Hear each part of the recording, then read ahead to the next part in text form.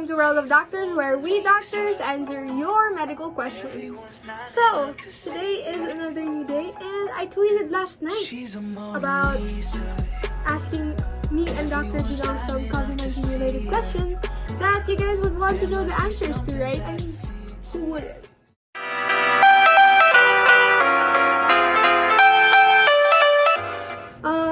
Today we're going to start off with that, but I hope you guys are at home right now, and you're not going out, and if you are going out, please wear protective equipment like your mask and your somehow face shield. Before we start with the questions, don't forget to sanitize, guys. Here's the first question. Doctors, how does coronavirus spread inside the human body? Before I answer that question, how do you even get infected with the coronavirus? First of all, it happens when you get in contact with a person who does have coronavirus. For example, person B coughed on you, sneezed on you, or you do use his or her utensils or any other things that he or she used, you get infected with the coronavirus. So how does this virus spread inside you? First of all, it enters your body and reaches the epithelial cells. But what are epithelial cells, doctor? They're border cells. And much more. This is where the receptors are found. The virus gets in contact with the receptors. This moves onto your bloodstream, starting to infect other cells. Let's move on with the second question. For the doctors, how does the immune system put us in danger when infected by the virus? So I'm not gonna answer this question. Instead, Dr. Jinel knows this better than me, and I do have to attend to another patient right now. So, am I right, Dr. Jinel? Yes, thank you, Dr. Asyana. Hello, everybody. I am Dr. Jinel. I am an infectious disease specialist. So today we'll be answering some questions from concerned netizens. So the second question says, how does the immune system put you in danger when you're infected by the virus? So just like what Dr. Asyana said, the virus will then go to our receptors. That is when it gets dangerous. So cells being cells, they don't have ears or eyes, so they depend on what action they are told to do. They also communicate by tiny intro proteins called cytokines. To put in easier words, when you get infected by the virus, immune cells will then get deployed to our lungs to fight off the virus. However, they trick some of the cells to cause more damage to our body. Same with the neutrophils and killer T cells. They get confused on who they are supposed to attack to, so they end up causing more damage to our body. That's what happens when our immune system puts us in danger when we get infected by the virus. The third question reads, what can I do to protect myself and prevent the spread of the virus? There are a lot of ways where you can protect yourself and prevent the spread of virus. One is to always wash your hand after touching an object or interacting with someone. There are two options. You can use an alcohol or wash with soap and water. I advise using soap and water because it is more effective than the alcohol. So to properly wash your hand, you have to wash it for 20 seconds. Second, do not touch your face, especially your eyes and nose, before washing your hands. Why? Because we have a higher chance of being infected if we touch our face with unclean hands. So it's very important to clean your hands with an alcohol or wash your hands with soap and water. Third is to strengthen our immune system by eating fruits and vegetables and drink 8 glasses of water a day. You should also drink your vitamins daily and exercise regularly. It is also important to sleep 7 to 8 hours a day. Fourth one is very important. Do not go outside if it isn't necessary or very important. You should stay home. It's very dangerous outside and you have the risk of being infected if you go out. So please stay inside and follow the directions of your local health authority. And if you really do need to go outside, you should always wear a face mask and a face shield. Wear this for extra protection. You can buy one online. It's really cheap. And always maintain a safe distance from everybody, especially those who are coughing or sneezing. Speaking of, when coughing and sneezing, you should always cover your nose and mouth to prevent the spread of the virus. Since many of you asked, we are going to compare COVID-19 with another worst pandemic in history, which is the 1918 pandemic, or the Spanish flu as most of you call it. COVID-19 is a bad pandemic to start with, but the 1918 pandemic is far worse. But first, what is the 1918 pandemic or the Spanish flu?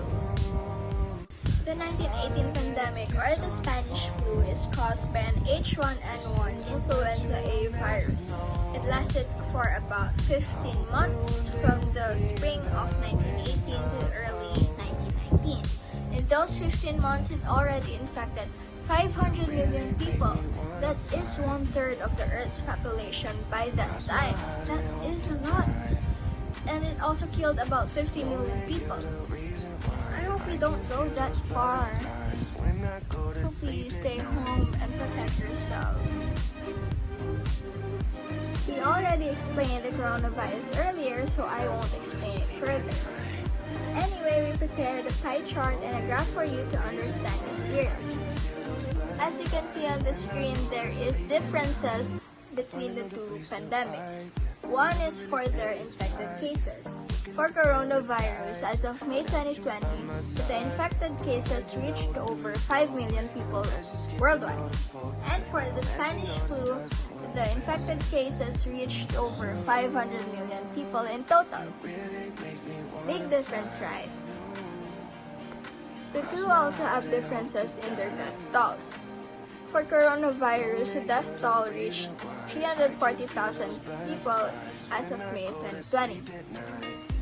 And for the Spanish flu, the death toll reached over 50 million people worldwide.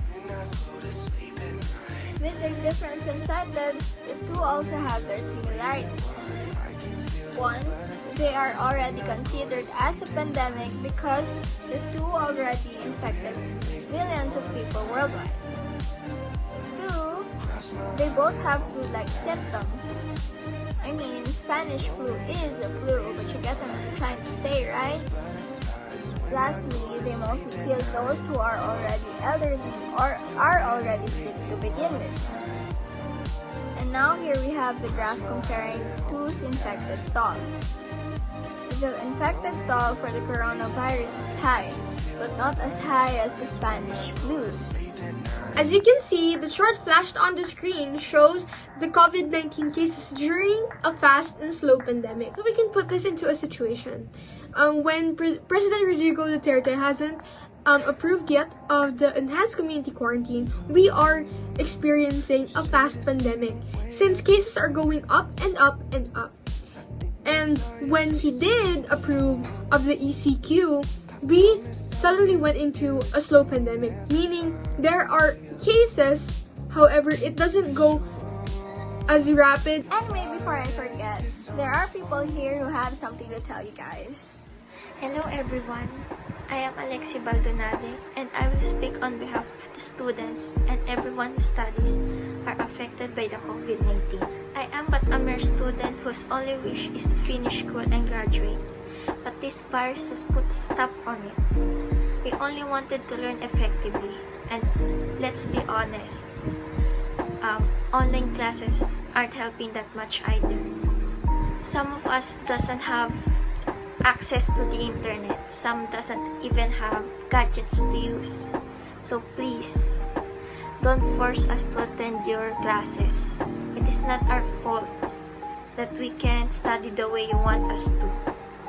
And everyone, please stay home and flatten the curve so that we students can go back to school and study for a better future. I'm Warren, a local business worker who has been unemployed since the declaration of the enhanced community quarantine. I have been unemployed for the last 2 months and have been struggling to support myself financially because I have no other source of income. Social amelioration program has been helping me to survive through the funds and the relief goods given by the local government unit. It worries me that other people have not received the funds allocated for them, while some misdistribute funds for drugs, gambling, and alcohol, which affects our community. It's a bit tough finding a new job where I can work from home. I'm reaching out to the employers watching who can give opportunities to someone like me who lost their job during this pandemic. I hope COVID-19 pandemic will end so that we can continue our normal lives. That is all. Thank you. Thank you, Alexi and Warren, for sharing your concerns with us. I myself also have my concern as well. We frontliners are risking our lives to protect you guys from being infected and save those who are already infected by the virus. We are only asking you guys to cooperate with us and protect yourselves from being infected by the virus. So please try your best to not add up to the amount of cases we already have right now. Just stay home, do whatever you want, watch K-dramas or anime, whatever you like, and don't go outside if it isn't necessary, and protect yourselves from the virus. Unless you are really needed to go outside, then go outside and wear a face mask. Protect ourselves, help flatten the curve. Yay! And yes, she's right. So guys, always remember to stay at home and always think before you do go out of the house. If you do have anything to do outside the house, and if it's important, go. Don't forget to wear your masks. Always use your alcohol as well. So I'm asleep now because I do have a shift later, but I'm gonna read a little bit. So I have my glasses and my jacket. So bye guys. I think we'll have to end the video here, guys. Thank you all for watching. Stay safe, be healthy. Drink 8 glasses of water a day. And stay safe from the coronavirus. Don't let it infect you. And for the government out there, conduct the mass testing right now or I will. Anyway, bye-bye. Lights. Yeah, I wonder what she hides under her disguise. Yeah. And all the girls around